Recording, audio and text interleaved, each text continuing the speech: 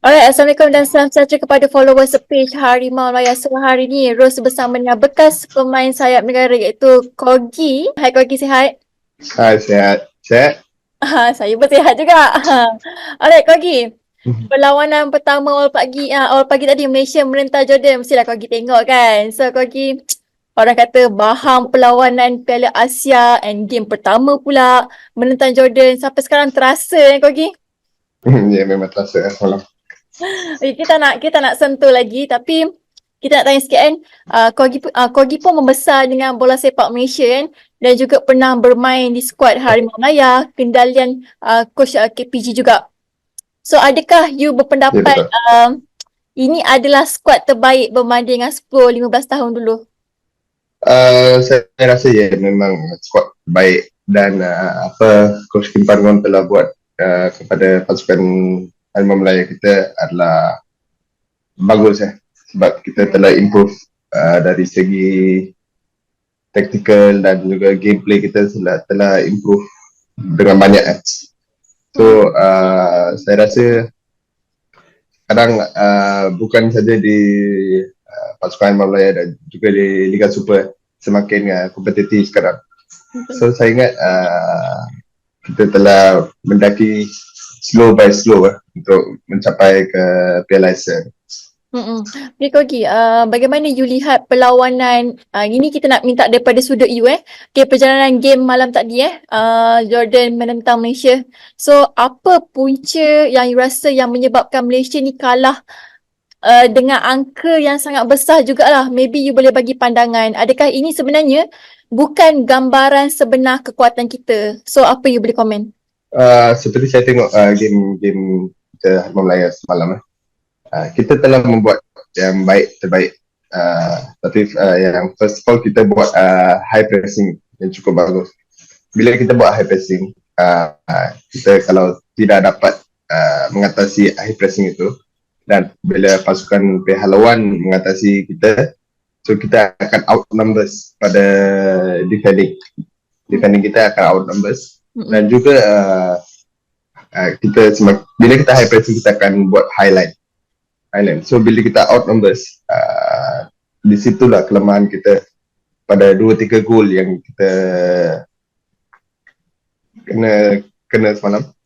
Dan juga apabila counter attack kita out numbers, iaitu bila pasukan Jordan ada 5-6 pemain, kita ada 3-4 pemain saja di tempat situ. So di situlah satu kelemahan kita apabila saya tengok. Tapi memang kita kena ikut tactical. Kalau tak tactical tu tak jadi, kita kena overcome untuk coming next game. Tadi pun Kogi ada sebutkan sikit about bahagian defense juga kan. So kalau kita tengok, kita go through sikit lah untuk gol yang pertama. Saya tak nafikan yang gol tu sebenarnya sangat cantik. Tapi saya boleh katakan Shihan terkeluar satu langkah ke depan sampai boleh jadi bola lambung yang lebih ketara, tiada closing down daripada defense kita. Jadi daripada sudut pandang Koji melihat tu bagaimana? Memang betul juga, tapi saya rasa bola tu memang bola kelas gol lah. Tapi keeper pun susah untuk save bola tu. Tapi Shian telah membuat terbaik sepanjang perlawanan. Dia juga ada membuat banyak-banyak save dalam perlawanan tu. Dan saya rasa memang macam saya tekankan adalah outnumber saya. Bila kita pemain Malaysia dapat bola, pemain Jordan ada 2-3 orang untuk buat pressing. So kita kena buat seperti sama apa yang Jordan buat. Tapi tidak menafikan semua pemain-pemain kita telah memberi terbaik dan 100% dalam padang semalam. Mungkin bukan hari kita semalam.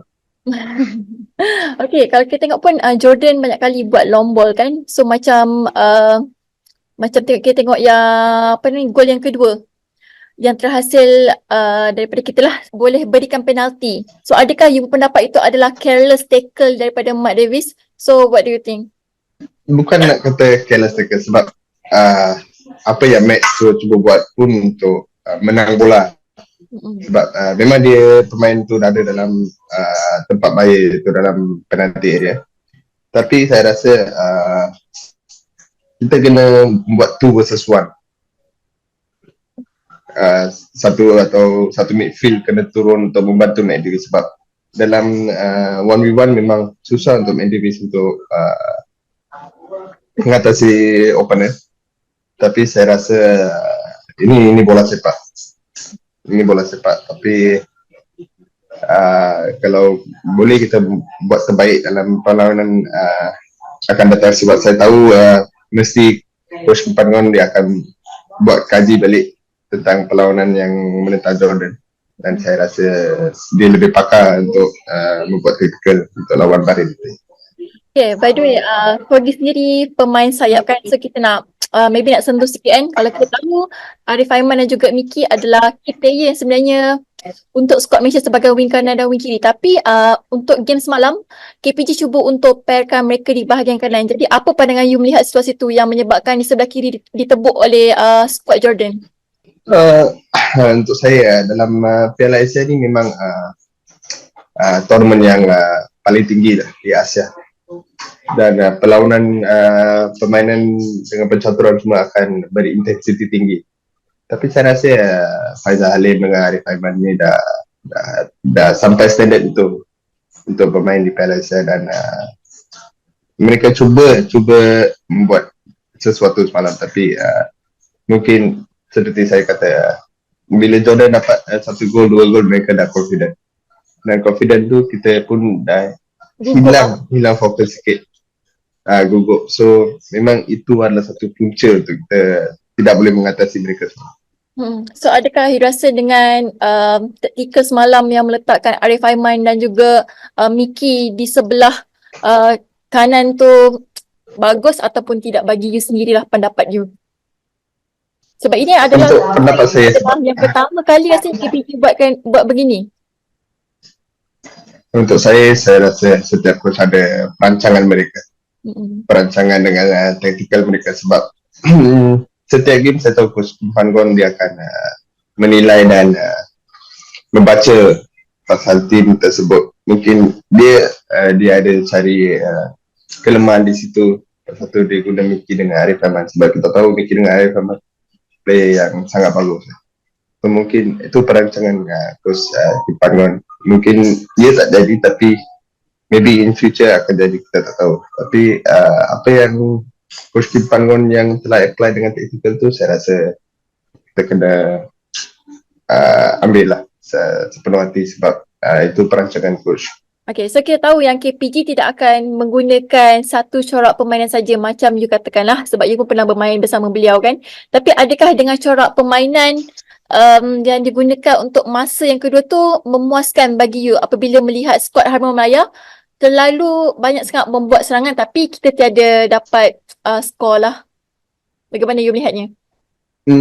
Ya, memang tapi saya rasa semalam bila babak kedua pun kita masih menggunakan taktikal yang sama iaitu 3-4-3.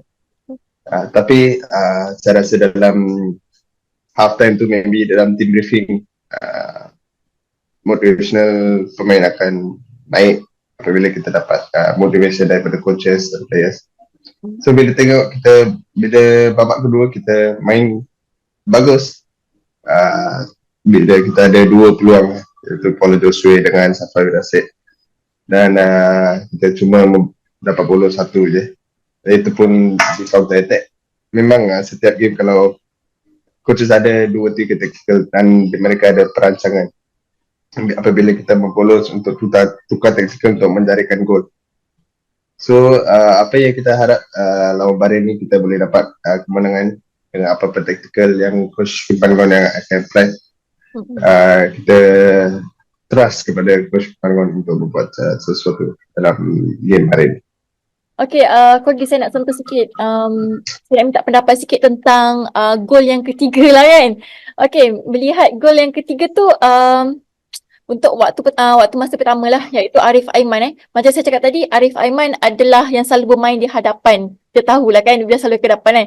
Tapi semalam beliau terlampau bermain ke belakang sampai menjadi defender yang terakhir. So melihat situasi tu, apa yang you boleh katakan? Adakah you rasa pure defender kita kurang memuaskan dengan highline yang dimainkan sehingga Arif Aiman terpaksa sprint ke dalam box untuk bantu pertahanan kita?